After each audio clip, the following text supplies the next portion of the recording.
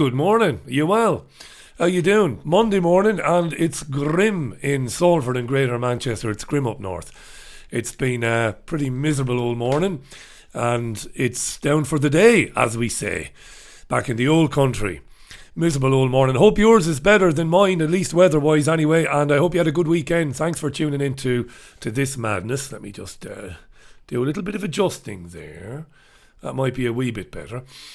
Yeah, so this is my Monday to Thursday YouTube live stream in glorious Technicolor. Dreadful production values. Cheap and cheerful. Doesn't cost us anything, does it? And we'll have a look at the front pages of the UK newspapers, and there are some interesting stories inside as well. I've got a bit of an old allergy this morning. Bit of an allergy. So I sound a bit bunged up. But I've not had one for ages. I've got wicked dust allergy. I suffer from dust allergies, and I have a bit of asthma. I occasionally use this albuterol inhaler, but it doesn't affect me too often. But I've got it today, a bit bunged up. But that's all right. That's all right. I'll survive, so I will. I'll do a quick roll call, but I get bogged down in this. I know you like it. Hi to Tuha Day Dannon, who says, am I the first to comment? Perhaps I am a sad bastard after all. I've got a good memory. Haven't you been tweeting that you think the UK will leave the European Union on October 31st? Good luck with that one. Hi to 99 Iron Duke, the 4 Jam Lions, who asks, Richie, something is telling me that Auntie Maria or Tia Maria means something to you. Am I right? Are you some sort of amateur clairvoyant or... Because no, it doesn't mean anything to me. I'd love to have said yes, but no, those terms don't mean anything to me, my friend. I spent many a year behind a bar, so I dispensed many Tia Marias, but there you are. Hi to Cheryl Job in South Africa, in George in South Africa. Good morning. Good morning to David Yates in Hyde. How you doing, David? To Philip Blair, to Julie Walters. Good morning. Good morning to Mayday. Good morning, Mayday. Lawrence King, how you doing, Lawrence? Hope you're well. And Joe Public, how you doing, Joe? Pissing in the Berg today. Pissing down. Hi to Chris. Yeah, absolutely right. Hi to Jacqueline Woolley, how you doing? Jacqueline, thanks for supporting the radio show, by the way. Jacqueline. I was going to request no Brexit today, but I can see that's not likely, she says. On another note, my boys are both happy with the Ashes. Richie, go Aussie. Condolences to England. Had to stir you. Says Jacqueline. Yeah, I enjoyed the test match yesterday. I thought for a minute there, with 20 overs to go, that with a couple of wickets in hand, England might just, memories of Monty Panesar were there. I thought they might just hang on, Jacqueline, get the draw, meaning that the final test match then at the Oval would have been all or nothing. But sadly, no, the Aussies retain the Ashes. Congratulations to Australia. Hi to Mr. Sin. To Letra Blaze, to Wendy Bell. I'm all right, Wendy. I am all right. I've had a restful night. A good day yesterday, a restful night. Gina Mills, Josh Ratcliffe, Jennifer Garcia. Good morning, Jennifer. John Parsons in Salford, the man. John. What do I say? Imagine what dit, John. I'm all bunged up. 2-6, Anne Gladman, Rasputin's Ghost, Wag the Dog, Shona Dryden, how you doing, Shona, in South Africa there. Hi to Gail, to Pro Rebel Separatist, to William Gibson, Dilip Funbar, John Sheridan, Vanjie, Paul Burchell, John and Sarah Stott. Horrible in Manchester, they tell me. I know. Hi to Graham Booth. Richie, are you coming to Trigger Warning Live on November the 2nd? Well, I guess I am. Why not? I'd be honoured. So I would. Rhonda Matthew in Australia. How you doing, Rhonda Matthew? Please get Francis Leader on again. Francis is welcome on the programme anytime. I will do that. Good morning, Jean-Anne Crowley. The woman herself in the West there, who's having hen or chicken problems. Or hen problems. Did somebody tell me that an aged hen is about to pop her clogs there on the farmstead? Let me know, Gina. I probably won't see it because these comments, they scroll and scroll. Like the Russian bot to Augustus Wade, who's on the west coast of Norway, pining for the fjords. Pining for the fjords? Pining? What was the name of that parrot in that sketch? Was it an African blue parrot or something like that? Pining for the fjords. A Norwegian blue. Hi to Fred Luce. Grey skies over North Manchester. And hi to Medicine Tribe in Tennessee in the USA. Do you know what we were listening to all day yesterday, Caroline and myself? We had a glass of wine, we had the cricket on, and we had a few Dolly Parton LPs on. We were listening to a bit of Dolly. And we were listening to Tennessee Mountain Home, of course. And Mule Skinner Gal. Is that the song Caroline was jumping around the living room to? Mule Skinner Gal? I think so. Love a bit of Dolly. Love a bit of Dolly. And I'm not one bit ashamed of it. Let's go straight to the front pages of the UK newspapers. This is the Telegraph. Let me get my goggles, my bins. Lovely. Johnson can legally stop Brexit extension, says the Telegraph. Now this is interesting because there are two contradictory stories in the UK's two main major broadsheet newspapers. One in Telegraph, and one in Times. We'll get to the one in the Times in a minute. Let's have a look at the one in the Telegraph.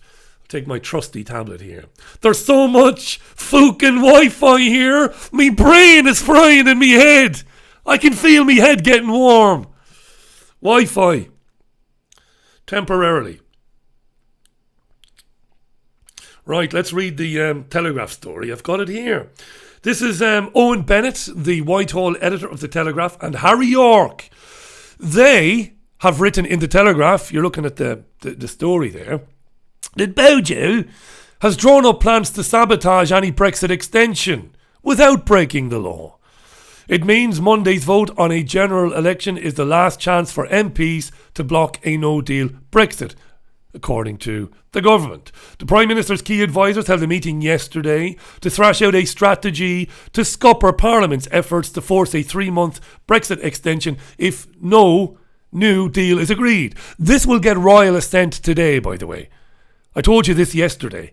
MPs voted after they took control of the business of the House of Commons. They voted to compel Johnson to request an extension if he's unable to get a new deal. Meaning that Johnson couldn't take us out with no deal on October 31st. Are you with me? Are you with me? Are you with me? So, that passed the House of Commons. It passed the House of Lords. It gets royal assent today, meaning it is law. That Johnson, if he doesn't get a new deal with the European Union, cannot leave on October 31st. It compels him to request an extension until January 31st, 2020. That's about the size of it, really. And there's all sorts of talk yesterday, as you heard on Sunday View, where all of the, basically Johnson's allies, Sajid Javid and Dominic Raab, the Chancellor, Sajid Javid, and Dominic Raab, the Foreign Secretary, were saying that they would test the law, the new law, to its fullest. Maybe Boris won't obey the law, kind of a thing. So in the Telegraph, they are saying that Johnson has a plan to legally stop any Brexit extension. And the plan is absolutely fucking hilarious. The plan is that Johnson will obey the law and he will write to Brussels saying, please can we have an extension, and wait for it. This is the plan according to the Telegraph. He will then write another letter saying, ignore the first letter because we have no new compelling reasons to need an extension effectively. Sound like Johnson now. Please give us an extension. And then he write another letter saying, well, we don't have any good reason to ask for one. So he's hoping that the European Union will say, okay, then we won't give you an extension. This is horse manure. Horse manure is what it is. Of course, they're going to say, yes, you can have all the extensions you want. Of course. Why just extend to January 31st? Why don't you just give up the game? You're not leaving. You know it, son. We know it. We've known it since forever. Right. This is madness, this. Legally stop the Brexit extension. Wait for it. A cabinet source told the Telegraph there is a prescribed letter that has to be sent. Does that stop the Prime Minister sending other documents to the European Union? I don't think it does. Wow, imagine it. The surrender bill, huh? He'll write to the EU, obeying the law, asking for an extension, and there will be a caveat, there will be another letter saying don't give us one, because we don't have any good reason to request one. This is horse manure, right? Right, okay. Shall we move on? That's the Telegraph. It's Brexit-centric, of course. We won't stick with Brexit for too long today, though. And as for the Times, I told you there were two contradictory stories, two different stories, the Times, the Telegraph. The Times is saying that Johnson is retreating over delay to Brexit. Johnson said, I'd rather die in a ditch than extend beyond October 31st. But the Times is leading with a story today that suggests that Johnson is prepared to say, oh, well, what can I do? Right? Have I got that here? I think I have you now. And that's Oliver Wright. That's Oliver Wright writing in the Times. I've got it here. You've got to subscribe to the Times, you see. Johnson has signalled to cabinet ministers that the government would have to accept a further 3 months delay to Brexit if it's forced on him by the courts. In a private climb down from his repeated insistence that Britain would leave on October 31st, the Prime Minister has assured senior colleagues that he will abide by the law. The Times understands Johnson had been warned by several cabinet ministers that their positions would be untenable if he flouted a Supreme Court ruling ordering him to accept an extension. The Prime Minister has assured me that we will abide by the rule of law, one said. So the Times is saying he's just going to accept it, that we've got this extension.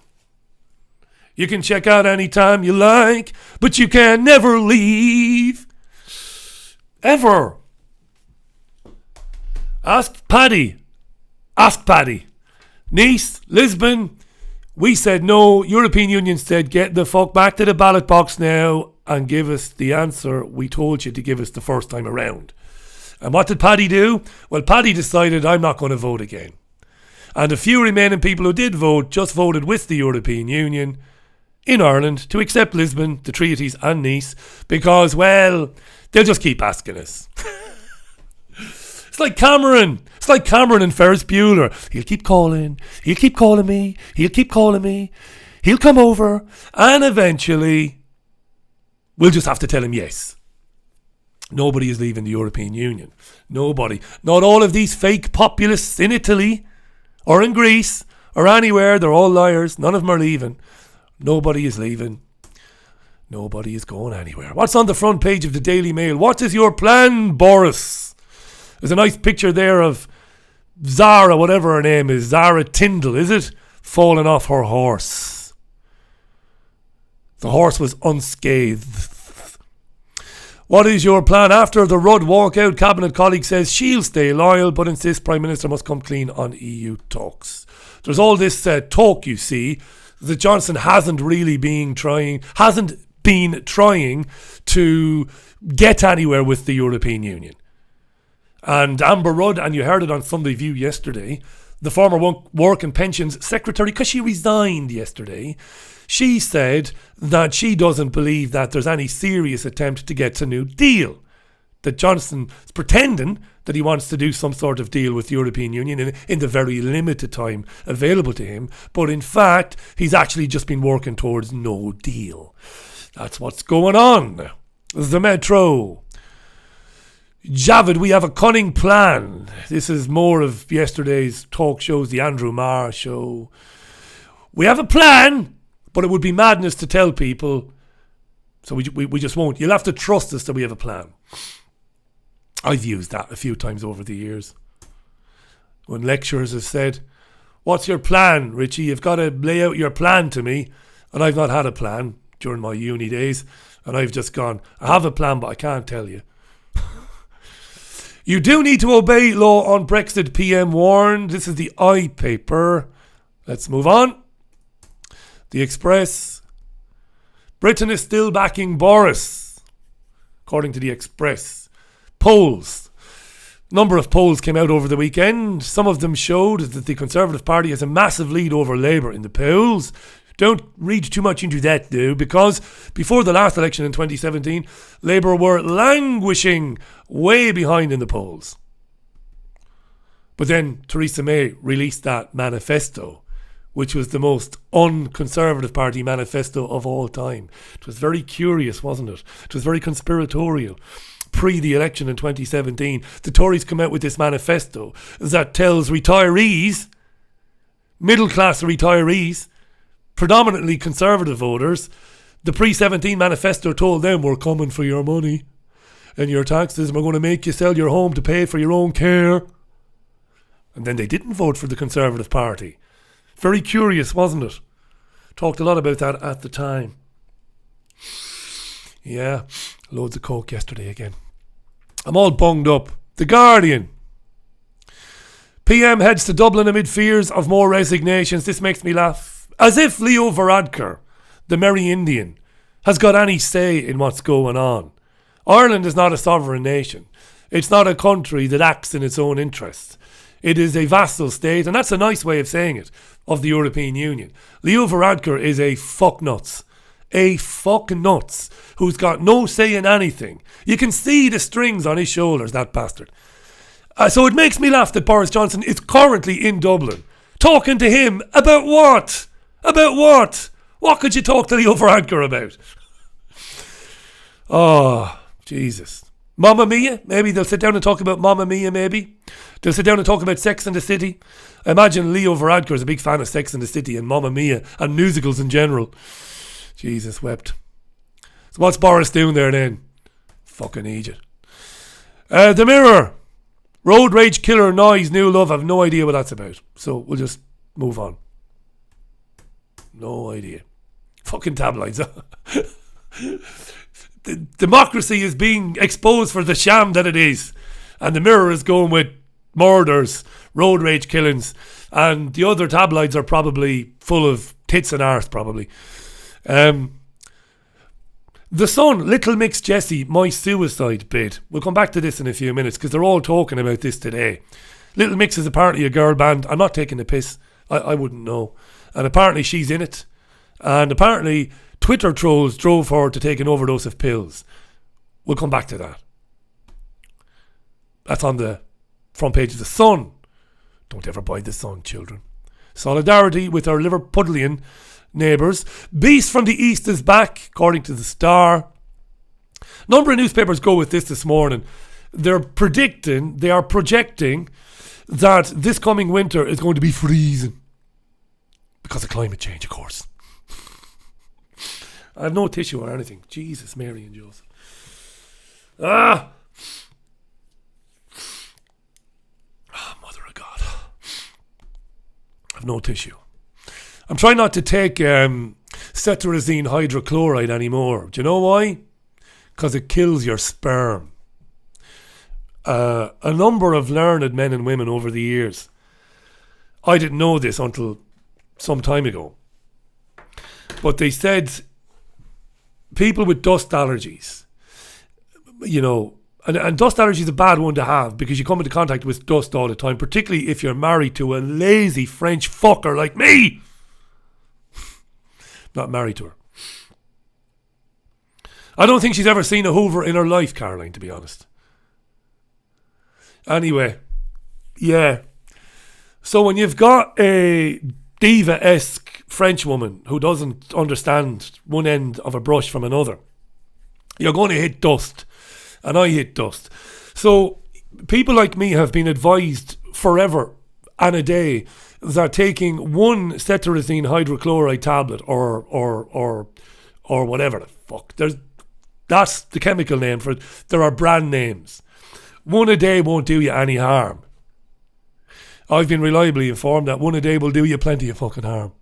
And one of the ways it'll harm you is it's not that your men won't swim. There won't be any men to swim. That's the way it works apparently. It's devastating for your sperm count. So I'm trying to do without them. Anyway, I like to share things, you know. Right, those are the papers then. It's 10 to 10. We're not doing too bad today.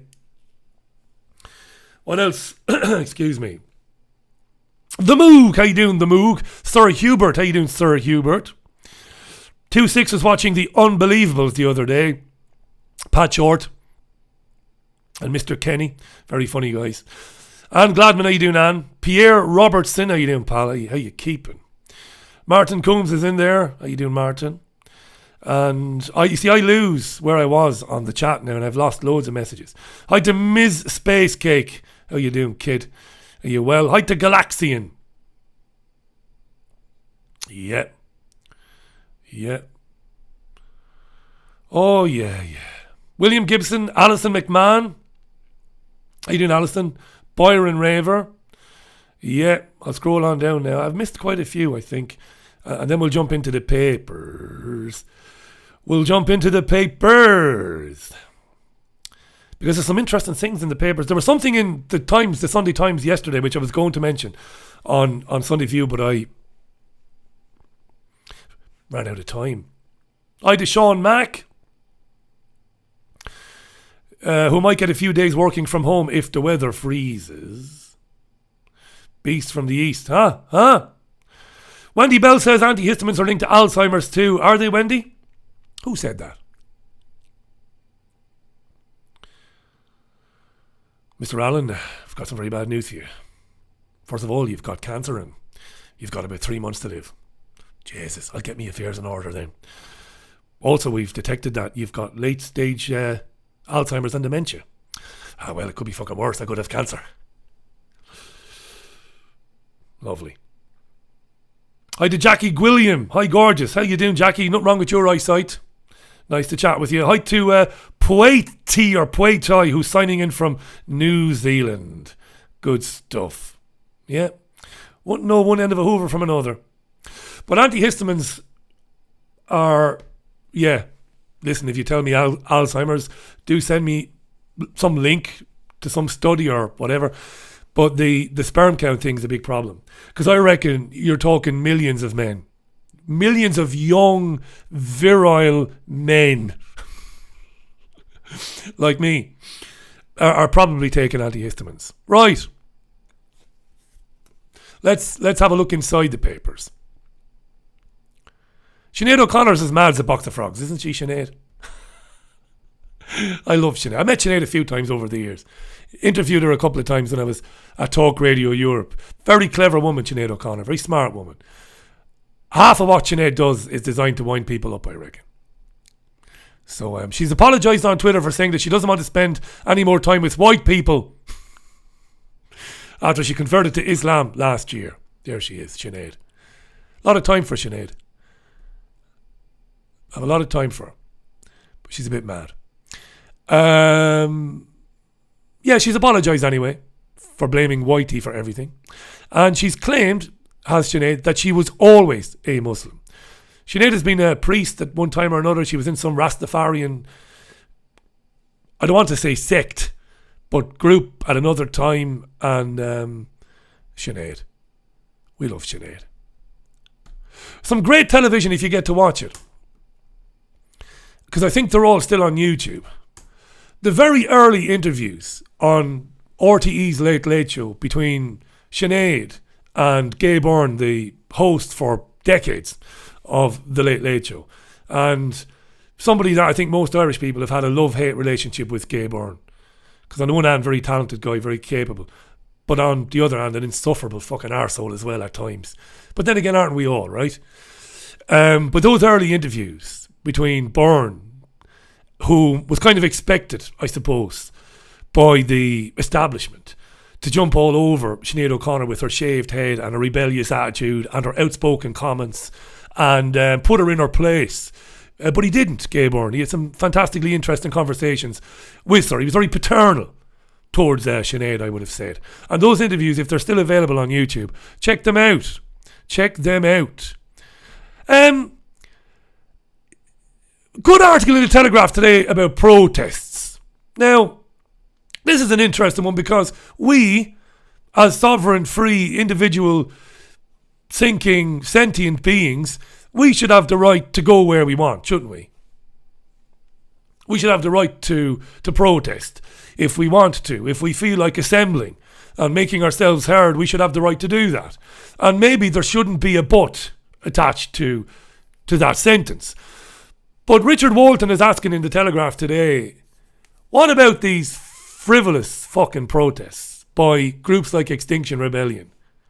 These Muppets, who cause no small amount of economic damage to shopkeepers and businessmen and women when they close down central London, when they close down Deansgate in Manchester. And they're not really protesting about anything. Anything that you can fucking put a finger on, really. Because governments have capitulated to these dickheads all over Europe. Yeah, we'll try and be carbon neutral. We'll bring in electric cars. We'll stop people eating red meat. So they're acquiescing to these dickheads. And yet they're rocking up and shutting down towns. And Richard Walton asks, where in the name of Jesus are the police? And he asks a good question, I would say, in the Telegraph, right? You're being a hypocrite now, Alan. What if you wanted to protest over the murder of the Palestinians? Yeah, but the murder of the Palestinians is something that's happening today and every day. Climate change is not happening. Who gets to decide that? Well, I fucking do, because it isn't happening. But even if it is happening, let's just pretend it is. Like I've already said, not to labour the point, governments are doing what these people are telling them to do, and have been for a long time. So it's good that in the Telegraph today, good piece there on these protests. Okay, let's move on.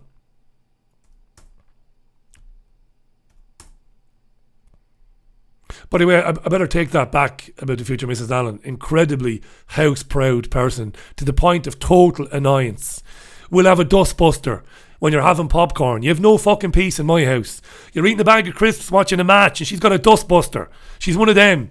I bet you had a mother like that, a lunatic. OCD with the cleaning, that's Caroline. Absolutely OCD. Lunatic. What else have we got?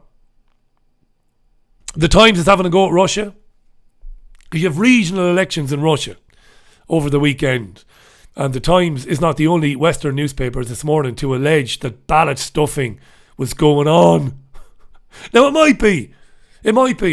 I'm not one of those indie media people who, just because Russia is standing against the tyranny of the West in Syria and elsewhere, that I have to be on the side of Russia all the time. No. I know what Putin is, what he represents. So is ballot stuffing going on in Russia? I have no idea. But remember, these are the same journalists who told you that the Skripals were poisoned in Salisbury with Novichok. So take it with a large pinch even of salt, I would have said. I'm dying here, Typical bloke, a little bit of sneezing, a little bit of dust allergy. I'm dying. What else have we got for you? This was in the Sunday Times. I wanted to talk about this yesterday. This is a brilliant piece of journalism by Shanti Das. Shanti. Amazon's camera doorbell company Ring has linked up with police forces across the country to hand out thousands of free fucking doorbells. Wow. This is big. I should have got into this yesterday, but I ran out of time. The tech giant has given the recording devices to at least 4 police forces to pass them on to residents. And the headline, I think, is accurately summed up what's going on here. Building a surveillance state with all-seeing doorbells. Wow. It's just unbelievable. Fair play to the Sunday Times yesterday, but nobody else has looked at this. Here you are. They normally cost about £90, apparently. Is that what it says there? £89. And they deter intruders and they capture evidence. So Amazon has said, this is one of the scariest companies on planet Earth, Amazon. To the police, there you are. There's loads of these. Give them to people. We'll watch everything. Amazing. Might get into this later on, maybe. Detective Superintendent Andy Smith of Suffolk Police, which has provided 1,000 free Ring doorbells, said this is massively powerful for us. We have, what did he say? We have had at least 4 prolific criminals captured as a consequence of Ring doorbells. But you've also, unwittingly or wittingly, filmed without their consent maybe tens of thousands of other people. What are you doing with all that data, Andy? Eh? Are you feeding it to the artificial intelligence programs? your pre-crime programs that you're going to roll out in the next 10 to 15 years. Hey? Amazon is turning our front doors into CCTV cameras, but without the debate you would expect. Who says that? Carly Kind. Carly Kind, director of the Ada Lovelace Institute. Lovelace. Turning our front doors into CCTV cameras. But we're all CCTV cameras, all of us. It's not just our front doors. It's these fucking things as well. You're walking around with them. When you're walking around like the lackluster, useless zombie that you are, and you're walking down the streets like this, you know. They're gonna like on Facebook. Who liked my Facebook post? And you're walking like that, and you're banging into fucking lampposts. While you're doing that, that thing is being watched, is being hacked, and you have no idea. Walking around like that. There was a blind guy yesterday a blind woman on Sky's Sunday breakfast show. A blind woman. A blind woman. I could tell she was blind because she had a walking stick and she had a pair of black glasses. Now, she said that blind people are getting fed up of being bumped into by these fucking morons. Who's following me on Twitter? Bang. They're walking like this down footpaths and banging into people. And blind people are getting it. Because obviously the blind person can't see the dickhead with the mobile phone. Right? And you're going along like this, walking along, and next thing, bang, you get hit by one of these arseholes. So anyway, back to what we were saying. So when you're walking around like this, right, your cameras are being accessed. Of course it's surveillance. Of course it is. Fucking allergies. Lovely. I don't know what we're going to do today at 5, by the way. I might do a phone-in. So be on your guard. I might do a phone-in between 5:30 and 6:30. A guest cried off until tomorrow. And I've got a few things to do this morning. Personal things. Personal business. And I'm having a sex change. And I'm going for a consultation. And because I'll be away from show business for about 2 hours, I think we'll have a good news roundup. We'll have a bit of fun with the news between 5 and 5:30, and then we might open the phones. What say you? We might do that later on, okay? Okay. In the meantime, evidence of technological advancement back in olden times. Russian archaeologists unearth ancient iPhone from 2100-year-old grave. It's not really. It's a bit of jewellery, apparently. But I love these stories. A stylish ancient accessory, which looks like and fits into a hand like an iPhone or a smartphone, was discovered by archaeologists working at a unique site known as the Russian Atlantis. Found in a woman's grave, the artefact has the size of 18 centimetres by 9 centimetres and it's crafted from dark grey gemstone with colourful semi-precious stones and Chinese wuzu coins as decorations. The scientists jokingly refer to it as an iPhone, but it obviously isn't. Or is it? I like these stories. I like them a lot. And there's a mummified cat. That mummified cat is a better job than some of the taxidermists that I've seen. We have a friend who we can't mention because he'd be very embarrassed. He got his cat stuffed by a taxidermist about 4 years ago. You should see the fucking state of it. I've never in my life seen anything as bad as that. He gave nearly 1,200 quid to the taxidermist. Unbelievable. It looked what came back looked like a rabid, flea-infested fucking cat on its last legs. So ancient technology, we love all that. Do you remember this? A little bit of video for you today. We're moving up in the world now. This is the crappiest live stream in the history of live streams, but we're moving up a bit. You remember this? Remember this?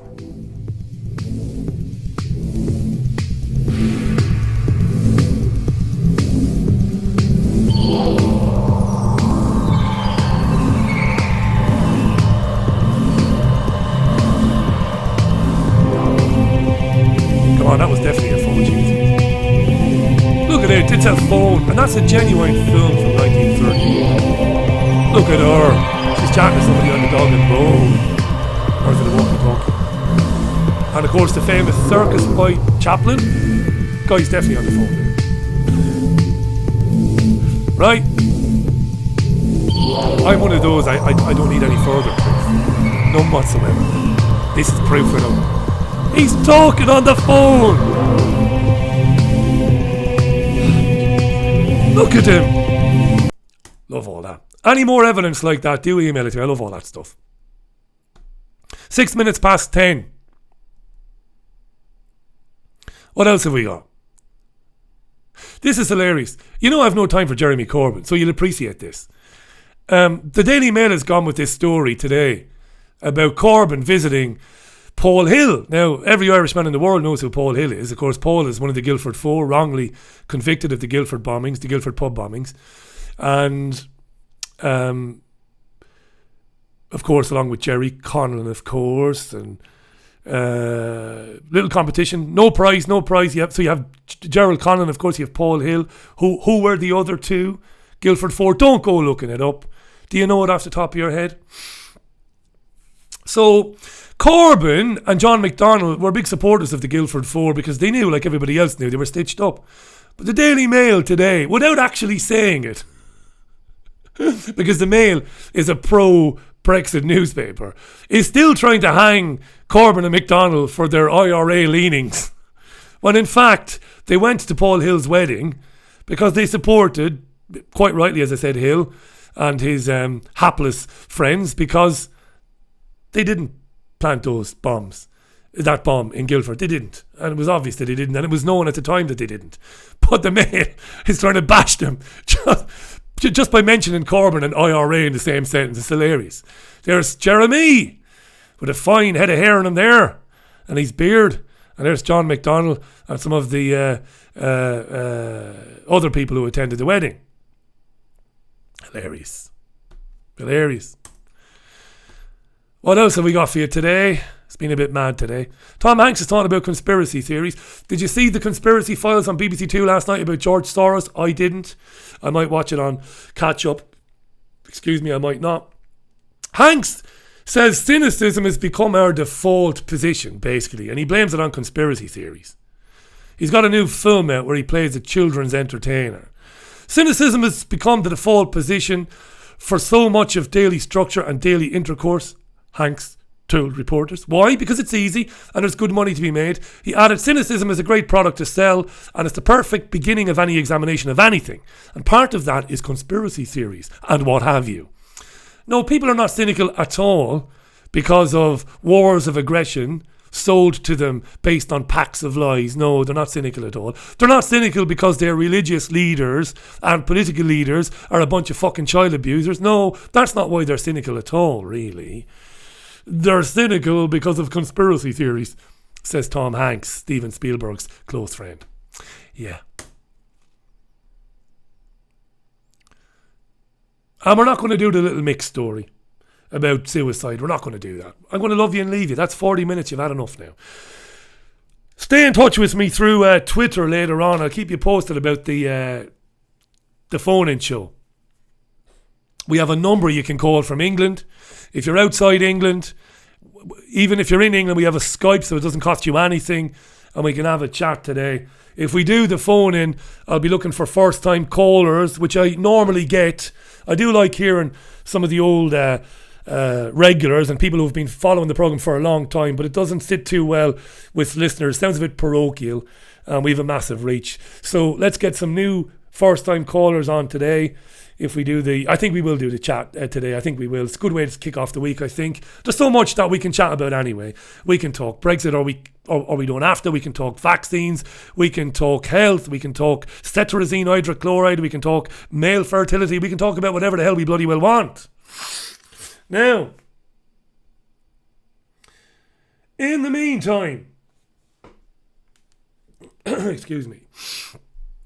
Thanks for all those messages, by the way. Hi to Mel Gallagher. Gallagher or Gallagher. If you're Irish, it'll be Gallagher. If you're English, it'll be Gallagher. Fucking English. Gallagher. It's Gallagher. Lovely.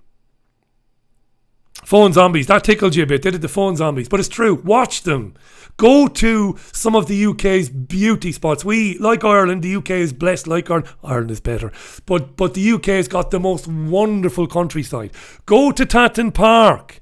You will go down that wonderful long drive, and on the left you'll have squirrels and deer, and on the right you'll have squirrels and deer. And walking between the squirrels and the deer, I swear to God, on any given day, what the fuck? That's what you'll have. My mate, my great mate Tez, fucking hates him. Drives him mad. Tez goes around with a jamming device. I'll get him into trouble now. He goes around with a jamming device.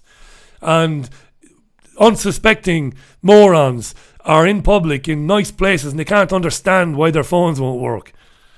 And Tez is laughing his motherfucking arse off. Right. Mel is from Plymouth but has Irish ancestry. How you doing, Mel? Right, that's it for this nonsense. Thanks for putting up with it. We'll do one. And remember, listen to the Richie Allen radio show on richieallen.co.uk and the other platforms. Check out triggerwarning.tv. Graham and Hayden and their excellent output. Triggerwarning.tv. Check it out. I'll see you later on. Until then, thanks for watching. Bye.